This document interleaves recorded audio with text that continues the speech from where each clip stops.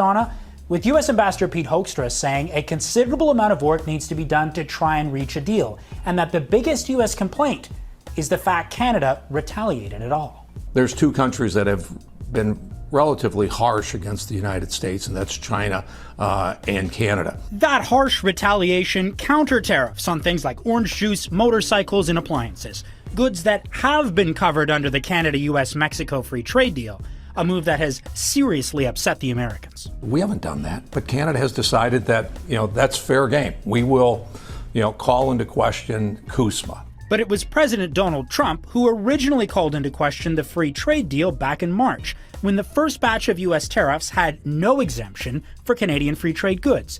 That changed after the stock market started to plunge, but Ontario Premier Doug Ford has warned that the exemption could be dropped at any time.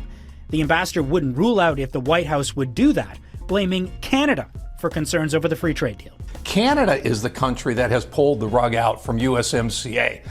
So for a premier to say, well, the U.S. could pull it out at any minute, the response is, no, Canada pulled out the rug from USMCA.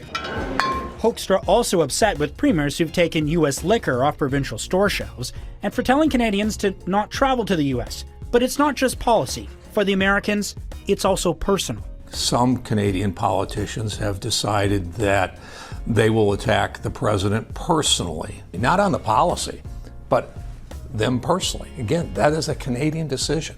All we do is respond to it.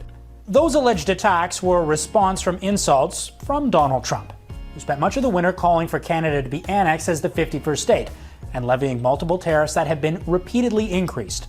But despite all of that, Donna, the U.S. ambassador labeled Canadian treatment towards some U.S. businesses as very, very unfair.